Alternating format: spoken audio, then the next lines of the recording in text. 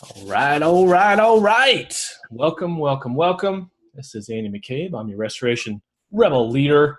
This is June 12th, 2018, and this is the Restoration Rebel Roundtable.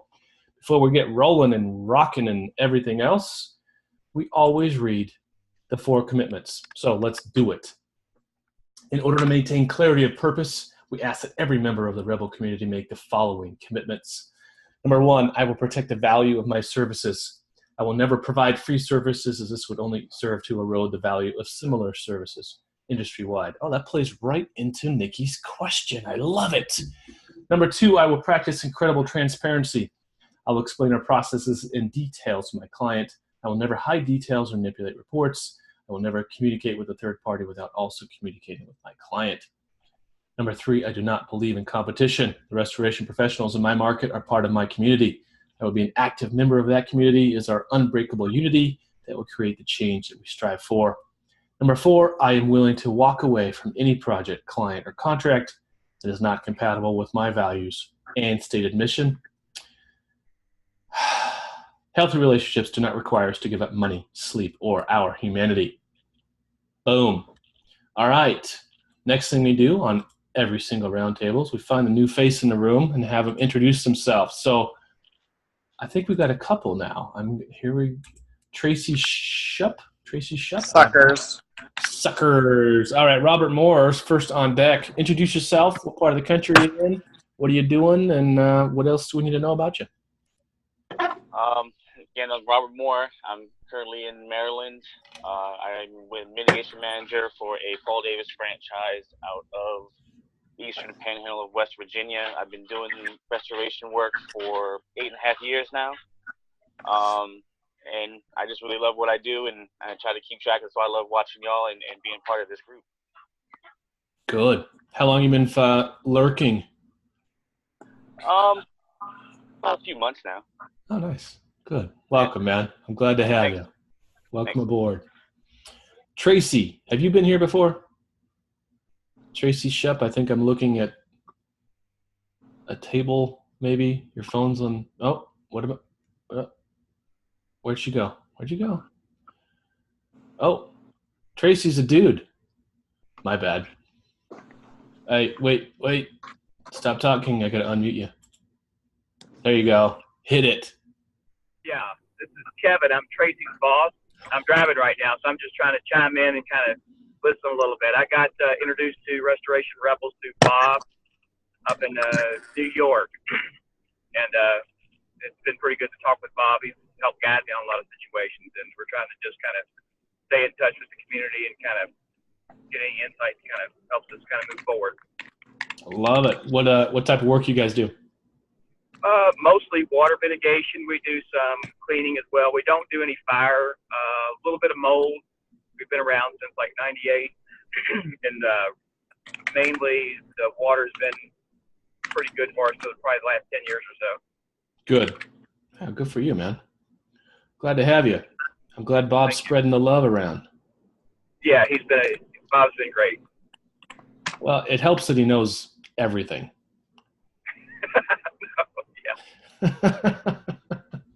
All right. Thanks, Ben. I'm going to hit mute. There we go. Who else is here for the first time? Anybody else? Got a small room tonight. We got 11 people. I got something to say. Tim and Joe, I'll let you open with anything you guys have to say first, though. Yeah, just so you know, my phone is dying, so I'm opening Zoom up on my computer while I'm working here, so I might temporarily drop you or need to be let back in. Fair enough. Joe, you got something to say? Take the floor, Joe. All right. No, I'm good. Go ahead. I'm going to post this in the group. It was a car salesman that I follow on LinkedIn posted a video. And look, hey, Tim, you're right there. You're right back here. Oh, all right. You got yeah, there we go. Turn off one of them. Oh, you got to turn down the volume. There we go. There we go. Sorry, guys. So this guy has some smart things to say from time to time. and he put a video talking about reputation. And I thought what he had to say was good. I'm just going to read what he wrote, and I'll post the video for y'all later.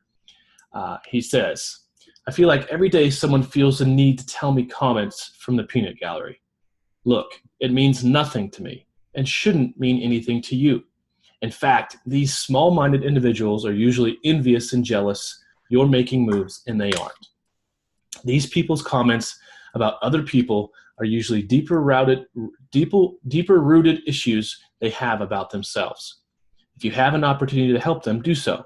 Is reputation important? Yes, to the right people. Don't be discouraged by the haters. That's not reputation. That's gossip. Great minds discuss ideas. Average minds discuss events. Small minds discuss people. That last 3 lines were Eleanor Roosevelt. We've had some gossip happening. We've had some people leave. We've had some people leak videos that were never meant to be public. We've had some really nasty things said about a lot of people, especially me. And I'm here to tell you, it's gossip. And if you want to believe it, you're going to believe what you want to believe. We are here for one reason and one reason only, and that's to change our industry. If you want anything other than that, then you're probably in the wrong place. This group, the Restoration Rebels, has been 2 years coming, 2 years developing. And it's come on fast, and it's come on hot and heavy, and it's been messy. I've made mistakes, and I think I've been the first one to say I've made a ton of them. I made all of them. But before you try, I'm speaking to the people outside of this room and outside of this group. Before you try to, let me rephrase. There's 2 ways to build the biggest building in town. The first one is to work your ass off and build the biggest freaking building in town. Second way is to tear down all the other buildings in town. So if you've got to look outside of yourself, if you've got to look somewhere else and start digging on other things in order to make your thing or your business or yourself look better or more appealing, that's a very short-term proposition for you. That's a short-term strategy. Your odds of success in the long term are very, very low.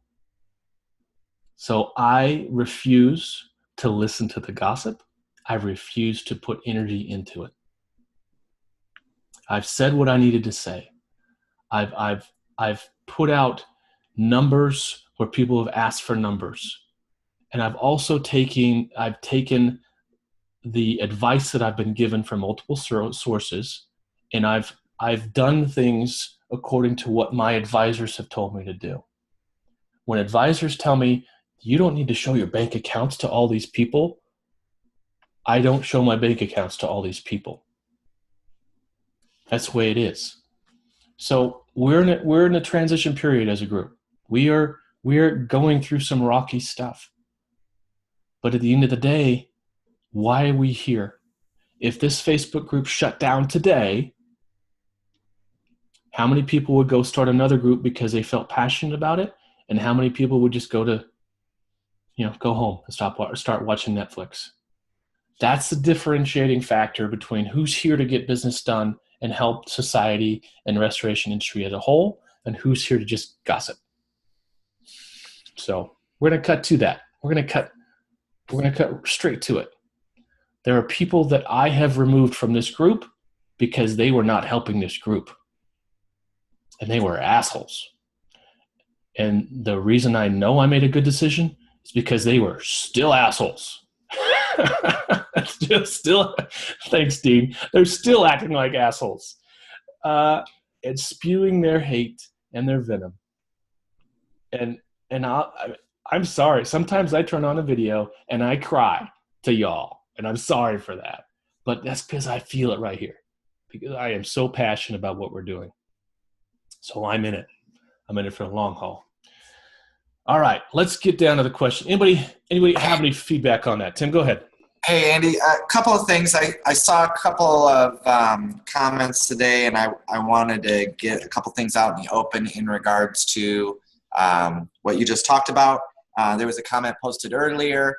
I think Clark put on there something about he wanted some feedback, and a couple of people jumped on, and one comment was made that nobody speaks up because they're basically afraid of some retribution or getting kicked out of the group if they're not if they don't fall in line. I read if they that don't too. fall in line. So I think that really needs to be addressed because again, it's my opinion that we want all members to be able to be open and participate and communicate. And if 2,000 people are lurking in the shadows because they have an understanding that if they disagree, they're going to get booted out, then that's certainly prohibiting some discussion and certainly prohibiting involvement. And I think that needs to be nipped in the butt right now, that nobody is removed from the group just for a differing opinion. We can't remove people. We can't remove people from differing opinions. This is where we grow as a whole. Exactly. So we need differing opinions to be able to be able to learn and grow. If everybody agrees the same thing, then why are we here? Yeah. We could all write it down and go home and be done. So we need all those people with differing opinions. So I think it's important to make that very clear that nobody should be afraid to voice their opinion or to have a differing opinion for fear of getting kicked out. Yeah, absolutely. So anyway, if you can elaborate on that, just so we really drive that home, because that's not the first time I've seen that come up, and it's again, it's concerning to me.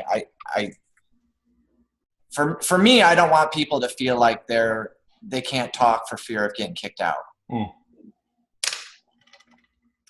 y'all have to forgive me. I'm just getting over strep throat, so if I lose my voice, I'm just gonna call timeout.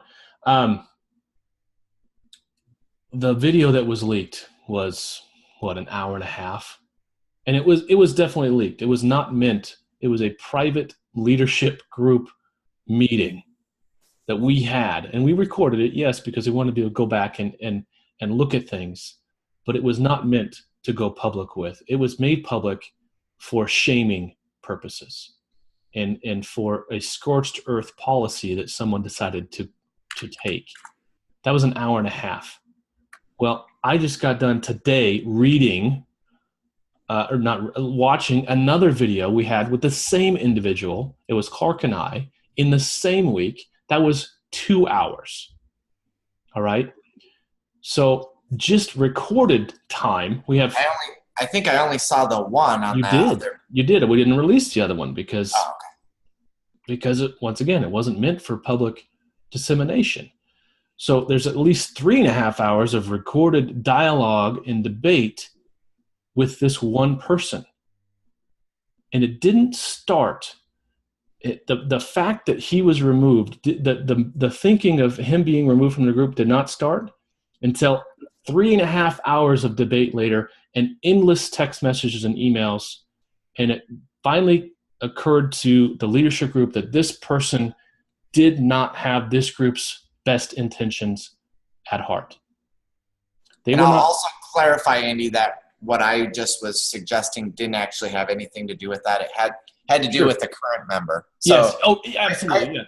I understand that there have been members in the past that have been removed for other reasons, but current members, there are current members still that aren't talking because they don't fully agree with some of the other mainstream ideas in the group. And we had some very, very, I would say, quote, powerful or reputable people in our industry either leave or kicked out of this group. And they didn't leave and they weren't kicked out because they had different opinions. We all have different opinions. They were kicked out because they were acting like assholes and treating people like dirt and treating other people's opinions like they were less than thou. Right. That attitude does not fly. that mentality of I know better than everyone here, so listen to me, and whatever opinion you just gave me is dirt, that just doesn't last. It doesn't last here. That's not open dialogue. No, we have such a diverse background here. We need to hear from everybody. This needs to be a safe space. But if we know that someone, as soon as they leave, they're going to throw up a flag on their way out, a big bird and an FU, and then all the trash comes out after they leave, well, they're probably not the best person to have in a group in the first place. Right? So that's, yeah, and I was sorry to read that. I was sorry to read that some people are afraid they're going to get kicked out for having a different opinion. Well, it's not true. It won't happen. So let us have it. I want to hear it. I want to hear what the different opinion is. Unless your opinion is, Andy, you're a crook. Well, okay, I can't. All right. Sooner or later, we will have a voting structure. We will have actual paid members, and we will have votes. And you can vote Andy McCabe in or off the boat. All right. And when that happens, I welcome everyone to raise their hands saying, you know what, Andy McCabe, you did a piss poor job of doing this thing. It's time for another leadership, and I'll be fine. I'll be fine with that. I'll accept that decision. But until that point, this is still my group. No one's paying to be here, and I get to make the rules. Fair? I don't know. Yeah, it sounds a little over the top. Hey, Stephen, what say you? Mr. Ardeno. What's going on? Yo. I'm just wrapping up an invoice for an adjuster today, and he, for some reason, said that he wanted to look at my invoice before he could approve coverage. Oh, wrong answer. For the homeowner, because he said that the homeowner has a cap and he doesn't want to know. He wanted to write the homeowner a check for the cap right up front. And the homeowner's like, yeah, but this is going to be over my cap, so what are you talking about? Then he said, hey, we can get you a check right now for over your cap minus your deductible just to make sure we hit every number on your cap. And the guy's like, wait, you can write it for more than my cap, but you're going to take the deductible off to make sure that I get exactly my cap number. How can that seem logical? Games. So anyway, because my logic was you got the cap minus the deductible. That's what you write the check for, not over the cap minus the deductible. The deductible gets absorbed when it's over the limit. No, that makes sense that he was trying to write it for the cap, but I don't buy the fact that there's no coverage until he sees an estimate. That the one has nothing to do with the other. Right. So anyway, we were going back and forth, and his local agent is the one that gave me the lead yesterday, and so I went out, took care of the homeowner. A local adjuster loved everything I was getting out there. The adjuster came out today, or the agent liked what I was doing. Homeowner loved me, and adjuster came in today, said, hey, I've got some bad news for you. So he's been on the phone with his carrier all day today with the local agent. They came back and said, hey, you gave us good advice today, and we appreciate that. We're still trying to get the carrier to approve everything, but the adjuster wants your invoice. And I haven't even started working yet. I mean, I've got the estimate all wrote out. I mean, well, it's about going to get fat. Yeah. I mean, what else you want me to do? You want me to waste my time now because you're being a dweeb or what? Well, and not just that. The fact of the matter is you don't know what you don't know. Right. I mean, if I get into walls, how can you see what's behind the walls? You don't know. So you got to start guessing what you're going to see, and naturally it's going to be higher than reality. So he's got a baby. He got married about a year ago. This homeowner, and it was about a year ago this time, and they're having their first baby in August. He's got mold in his attics now from the AC leaking, and because they've drugged this on for the last couple of days, because he's been in touch with his agent since the water leak was discovered. Oh, it wasn't a pipe break.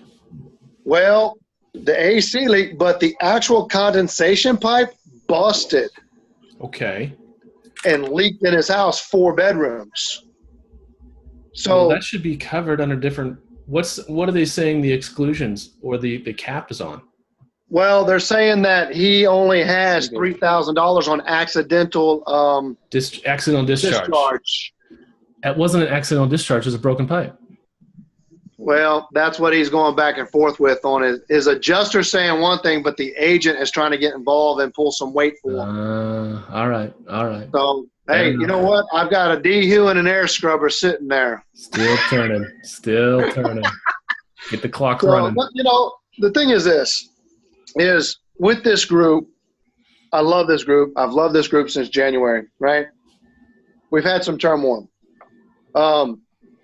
Anytime you have business growth, you're going to have business pains. Mm-hmm. Anytime you have family growth, there's always family pains. Anytime you have church growth, there's always church pains. There's any type of growth, there's always pains. Internal pains, external pains. It's always going to be with the territory. How you respond to those pains shows your true character. Not their character, your character. Mm-hmm. And so as leaders, maybe not everybody is for the group. I don't know. They have to make that determination whether or not this group is for them. Yep. But to come in and disrupt, I think, yeah, this group isn't for you. You know, if I didn't agree with this group, I've been taught in life by my mentors that, you know what, you just leave silently. Hey, I didn't agree with you. I don't agree with leadership. I'm just going to take a back door. I'm going to say bye, cordial, and I'm out of here. I'm going to go do my own thing. But to disrupt just seems like, okay, I'm throwing a temper tantrum. Mm-hmm. Go do your own thing. If you're so caught up in what this group is doing, even though you're not part of this group, then what's your motive? Yes. You know? I do think that there's, you know, because of the disruption, you've got a lot of other people, like Tim said, that are afraid to even voice their opinion because they don't know the dividing lines. Like, okay, what can I say that, you know, what are the guidelines for me speaking up and speaking my opinion without having somebody else go, you know what, that's just not acceptable. So I think we as a group have to regroup and say, what is the vision of the group? You know, for 6 months I've followed and I've listened and I've learned and I've profited. Don't worry about me. I've profited from this group, profited from Nashville. As it should be. You know, and I'm running my business more efficiently, structurally now than I ever have in my career. And yeah, I just got started in restoration, but I've been in business for since 2010, doing janitorial, you know, running a business. I'm even revamping some of my janitorial structure to better my business on that side. Yep. Because I've just been floating through life. So there are valuable things that I have learned, and I'm still learning. And I want to learn. Every aspect of my life, I want to learn. Now, we have to, I think personally, just in my own opinion, we have to, again, step back and what is the vision going forward? We can keep looking in the rearview mirror and fighting these battles all day long. No. And they're going to keep coming up. They will. Now, I love people. I want to help people, but you can't help everybody. You know, one of the things that I think it was in Simon Sinek's book, he said, you got to stop being all things to all people. Mm-hmm. You know, focus on your focus. You know, so many times we got distractors where we get off focus, and before you know it, we're not even running our business. Yeah. Because we're running in circles around distractors. Exactly so right. I think we have to have – I love seeing Tim's videos. I love seeing Joe's videos. I love seeing Robert's videos, man, when he's driving down the road and he's got those nice little borders, you know, Robert Kiefer, you know, H2 Pro, and he's, you know, pumping it up. I love seeing those, man, and I think they've tapered off. But it was encouraging to me to hear from everybody. You know, I know everybody don't have time for that, and nobody's as professional as the McCabester. But I don't know about that. You know, I enjoy seeing the motivational things like the videos. Hey, what's going on in your real life world? That encourages me as part of this group. Yes. You know, when Joe, and hopefully Joe is censored tonight because my kids are in the room, but when Joe is over there with a drone going, hey, let me tell you about these drones and these roofs that we just signed up 19, you know, the F word thing, roofers. You know what that does? That makes me want to get off my couch, go down my street, and look for hail damage. Mm-hmm. Or when Tim is over there remodeling the new Opera House with his construction business, I'm going, man, there's a nice little niche that he's got going on the side that he's building a legacy. He's revamping a whole street. You know what that tells me? Hey, go find out what I can do for my community. Exactly right. Exactly right. So there's things that the videos, man, I love seeing the videos. That encourages me when I see people out there getting it done. And I just think we tapered off from that because we got distracted, or we're busy. It's a busy season. But I think as newcomers come in, that's what motivates them. They see people out there getting it done. Getting it done. Amen. Let's get it done. Let's talk about getting it done. Let's talk about free estimates. Who here does free estimates? Joe, Dean. Dean, what type of free estimates do you, can you, is it noisy where you're at? Can you talk? No, I should be okay. All right. I can make you out. I do all the wrong kind of free estimates for a long time. Why don't you refresh us? What is the wrong kind of free estimate? I think I know what you mean, but just for the benefit of the group. Wasting time by not knowing exactly who my perfect customer is. Oh. And wasting time by not knowing exactly where our strong area is. Because for so long in this little town that we live in, we're half an hour from a metro edge. And so for a long time, the guy before me for 15 years, anything that moved, he went after it. So I'm an opportunist entrepreneur. So anything that moved, I went after it. And it's been a process, and this group has been huge help. Process of elimination to get down to the need to charge for, and then award it back in a job potentially, so that you're not just kicking tires for people. Yeah. So that's the main thing. So what types of free estimates will you give now? And under what conditions? For widows, I still have a weak spot. So I'll That's a tough one. For a widow. Or some family that's really, truly been through some hard stuff. So I'll still do those. I've gotten to the point now where anything else, the only thing that we'll do, free estimate over the phone, for our mold inspection side, I've got this Instascope equipment now. It's a $40,000 piece of equipment I bring into your home. That I can do a free estimate for, because I can do it over the phone. You're either going to take it, you're going to leave it, I'm moving on. But otherwise, on the bigger jobs, it's got to get written in. They got to pay for it, otherwise I can't afford to go. Right.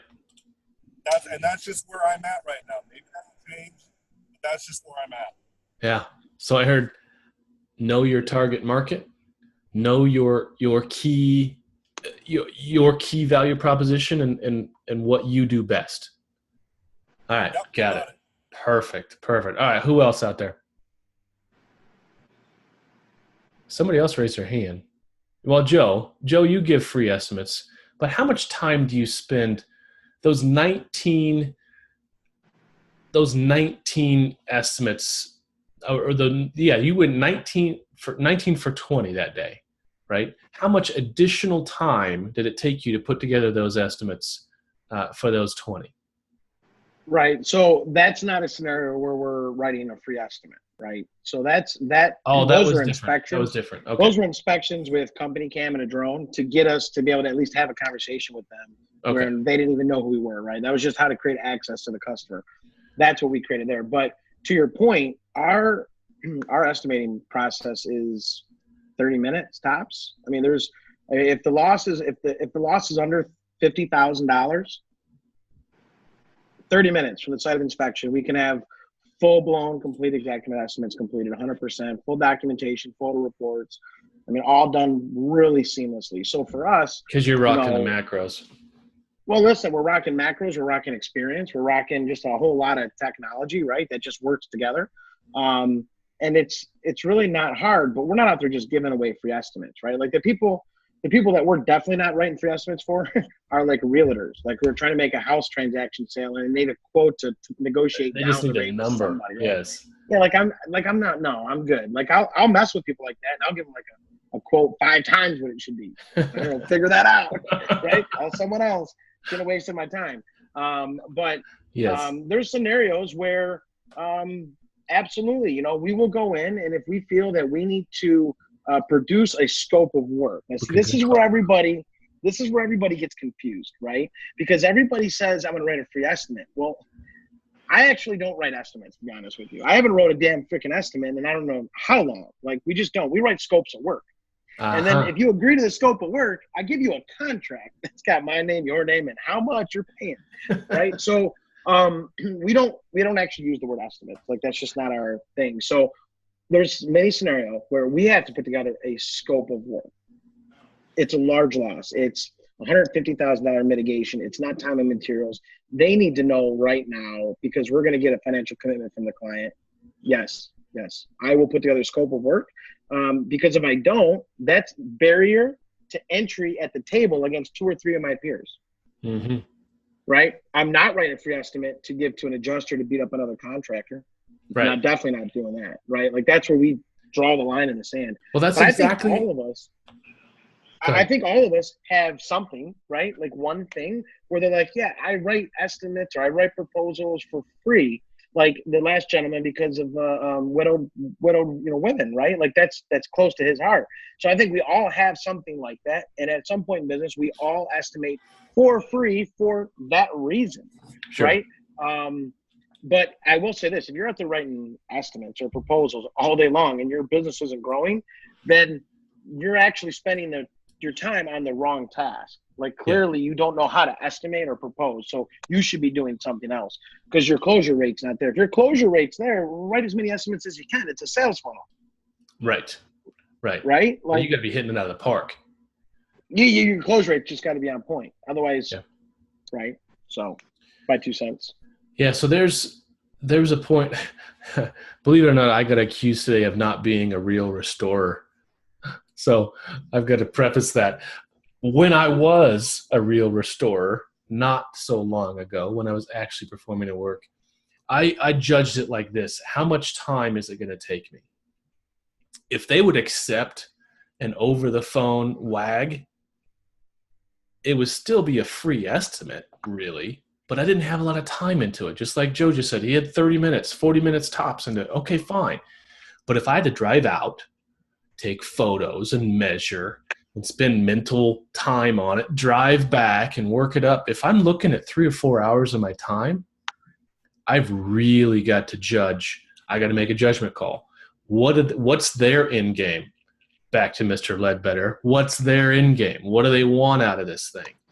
And if it's just the adjuster wanting a number to beat up another contractor, it's just like a real estate agent trying to beat up a buyer with your number. So you've got to get really good at sussing out where these people are at before you say, yeah, we give free estimates. The blanket free estimates on your truck free estimates, you are just asking for a lifetime of wasted effort. You just are. All right. So who else does give free estimates and why? Oh, Clark, you raise your hand. No, you just wanted to see your beautiful shirt. I got it. I don't give free estimates. I don't give estimates. I get proposals. I get proposals. No, I didn't raise my hand. I'm being quiet today. Good for you.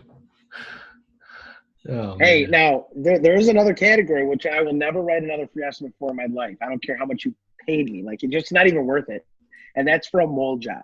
Like, so if you get this mold lead, right, from your pay-per-click, your AdWords, your friend, your relative, your brother, your cousin, your mother, it doesn't matter. Listen, I'm not going on that lead.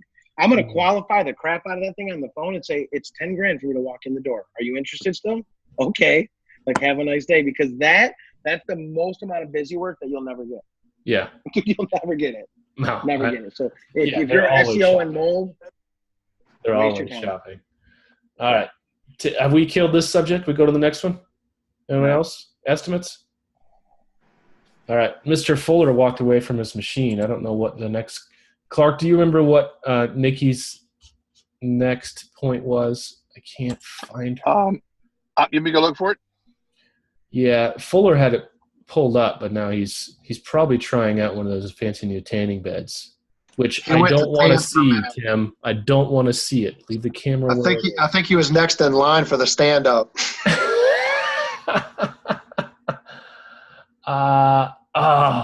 What did she say? I can't find it. Shoot, 3 great topics. Who's going until I can find it, or Clark can find it? Who's going to Ohio next week for the Violand thing? Anybody here besides Clark and I? Oh, all right. I guess there's going to be a ton of people there. I'm looking forward to it. Come on, Nikki. Nothing? All right. Who else wants to talk about it? I'm bringing it up. She said, how do you create positive culture Ooh, in your business? that's a good question. She had three things on there. One was the thing that we just got through talking about. Then the next one was positive culture with your employees. Well, not only that, Stephen, is what do you do to reward your employees? And how do you create a positive culture within your company? So I guess she doesn't mean I'm going to reward them for creating positive. So I guess that's a 2-part question, right? A 2-part question. How do you reward your employees, and how do you create a positive culture within your company? Okay. I want to answer that for just a minute. We had two members. Josh Winton was one last, and then Brian Daltrey with Drive Patrol. Both have been giving $25 straight cash to any tech that can get a positive review from a homeowner and get the company and their own name named in there. A positive online review. Okay. Yep. A positive, verified online review from a customer at the time of end of service, or et cetera, et cetera.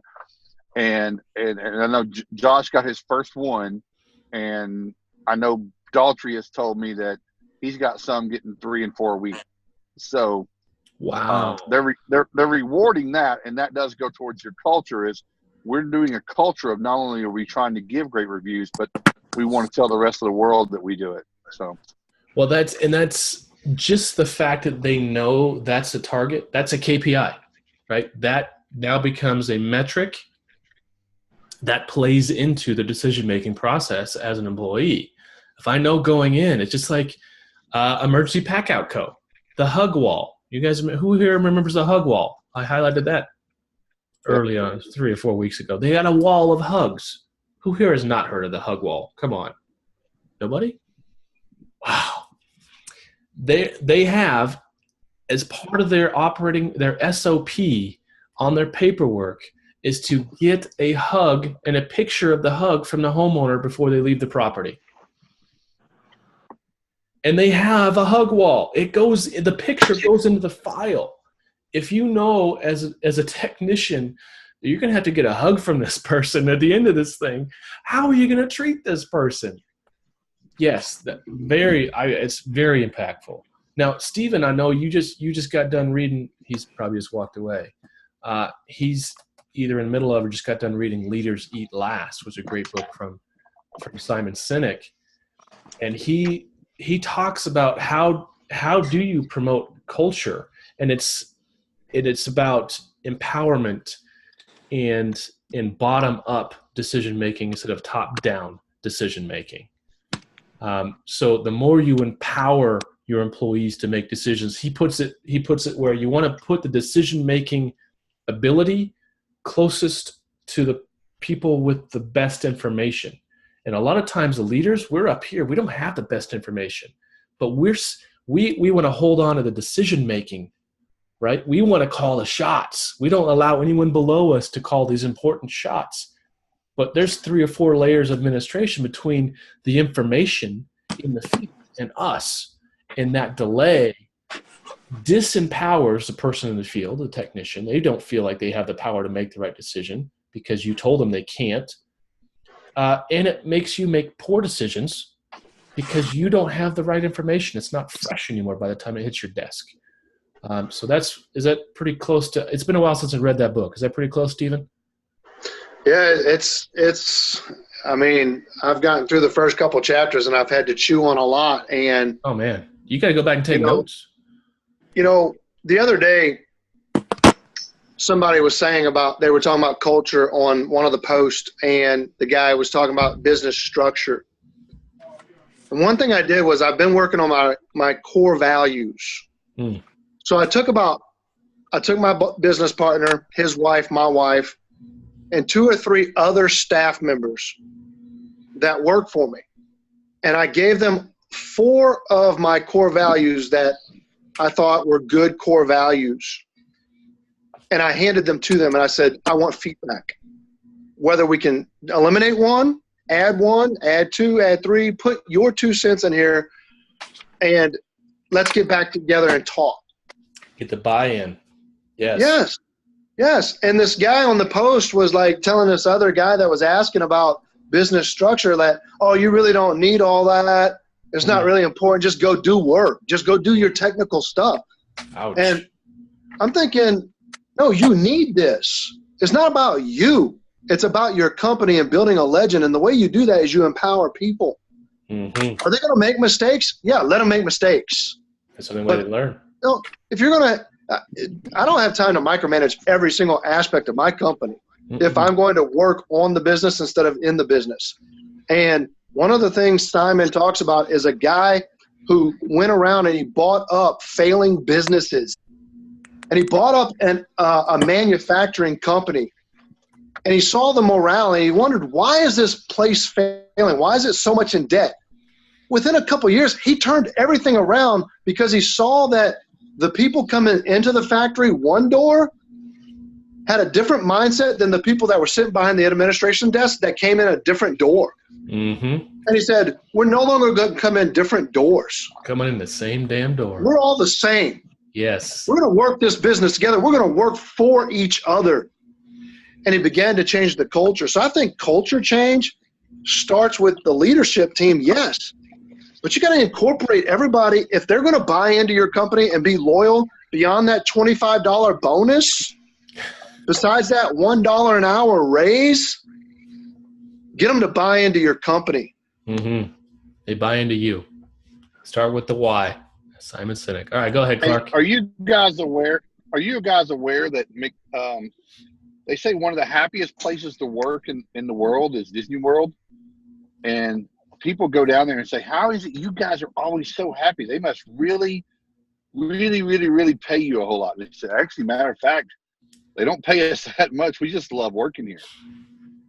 And they said the culture here is so great. But to Stephen's point, I think people now more than ever, I guess if you want to, I don't like using the term and labeling people millennials, but it's not about the money really. You can, honestly, jobs are a little easier to find right now. You can find a job anywhere. That's why it's so hard to find technicians right now. Right. You can choose where you spend your time. The choice is over onto the staff and the employee. But yeah, no, culture is good. I just wanted to catch before Eric Fennell jumped off. Eric had a topic to talk about too. So he did? I just before we jumped off, but culture is, but it's not easy. So honestly, you're talking about, different doors. So there's some companies that institute different color shirts for different levels, and there's some that say everybody's going to wear the same thing. From top down, we're all going to wear the same uniform, and everybody, so there's two lines of thinking, and I think you got to figure out what's best for your company and what you do and what you might be struggling with. But it's really interesting. Absolutely. Hey, it just occurred to me, Carl, have you been here before? I have once before. Oh, I don't remember you introducing yourself. No, sorry. I'm kind of quiet as I'm running a 2-man operation. That's nonstop go, go, go. Do it, man. Do it. I love it. I love seeing it work. Thank you. Las Vegas, right? No, Reno. Reno. Yeah. Good old Tahoe, Reno. Man, it's hot there. Yeah, it's like 98 degrees right now. All right, man. We'll get back to work. I love seeing it. Thanks. Hey, Eric, what was your topic? Do you remember that you typed in the thread? It was about mute, sun glare. Try that. Yeah, it was the sun glare. There he goes. Hey, can you hear me? Yes. Yes, okay. sir. You know what? Mine was just, sorry about the sun. I'm on my way home. So, mine was just a real broad topic called ethics in restoration. Hey, everybody loves to talk about that one. Isn't those like opposites? Wait. That's the whole reason why we have this group, right? Because we want to bring some ethics back to restoration, right? So, can you give us an example? What's an example? I'll tell you one. I'm one that I'm growing my company. I struggle with the marketing technique that all seems like all the restoration companies in my area are. And one of them is paying off plumbers for work. And giving plumber lead money to plumbers. Exactly. Okay. So, right now, $100. That's the going rate in my market. It's $500. Yeah, maybe it is, but I've seen plumbers want 50% of the job. Ouch. So I got referred to a job by another restoration company, and as I was on the way there, he said, "Oh, by the way, it's from a plumber, and he wants 50%." I just turned right back around. Said, "No, thanks." No way. And, to me, it's a real sense that if we're supposed to be transparent with what we're charging, right? So that means I'm supposed to, as a rebel, hey, by the way, I'm going to give $500 to your plumber here. But not to you. I'd rather have the client get the benefit of perk, not the plumber. And there's so many. I've seen plumbers can, they can just go to the next guy that's going to ask, say, hey, $600, oh, $700, oh, $800, Yep. And to me, it's about the integrity. You know how many times I've walked on the job and the adjuster has looked me square in the eyes and said, "You got this from the plumber, right?" And I know what he's saying. He's saying, you're going to overprice this so that you can pay the plumber. That's what the adjuster is telling me.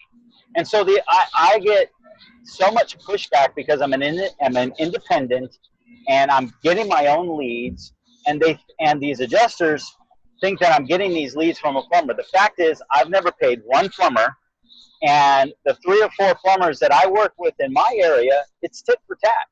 Hey, listen, you give me referrals, I will refer you. I'm a general contractor. I don't just do restoration work. I do kitchen and bath remodeling. I do additions. And when I need plumbing work, I just gave a $10,000 plumbing job to a plumber. I didn't ask for anything in return.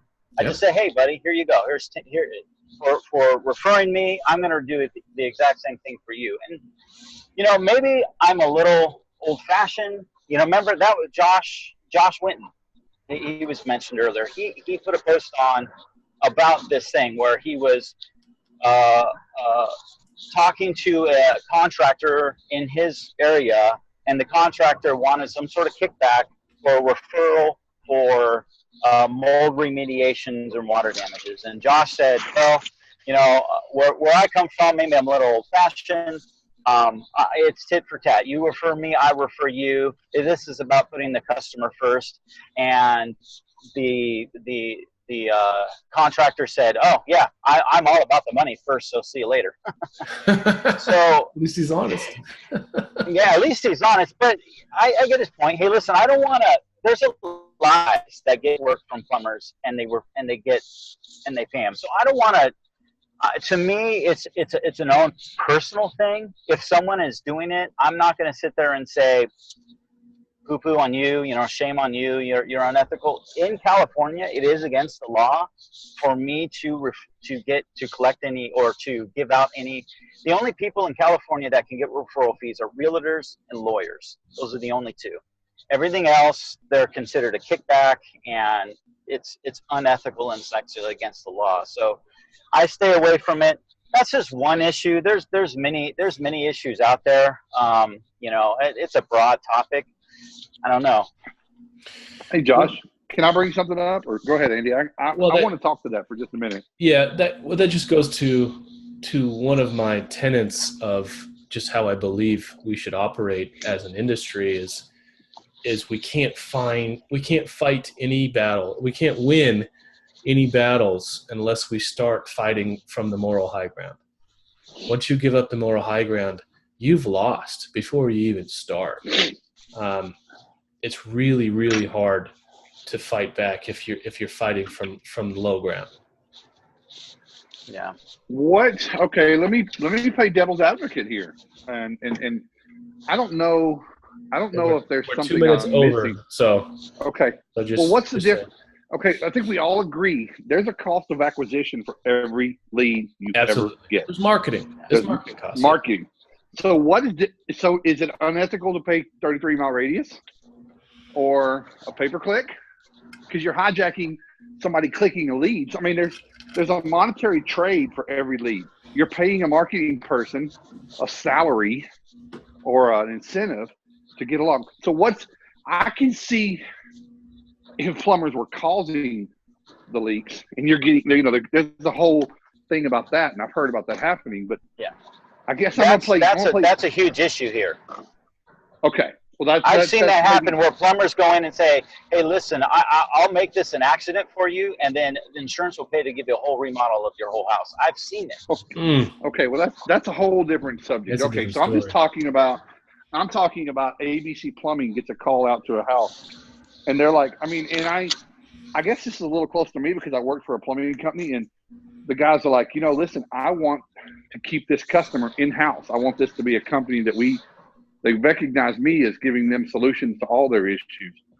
But I just don't sure okay, so in California, if it's that bad, but I don't see what's illegal about it, because I think that I think you choose to play if it keeps going up. And I heard in Florida it's $1,000 to $1,200. That's a personal choice. You got to say how much is enough. Right. I'm just curious. I think Clark's right. We do pay for our leads one way or the other. The problem I see with plumbers is it's a slippery slope, and the slope goes up. Yeah, just like you just said, $1,200 for a lead in Florida. It's only a matter of time.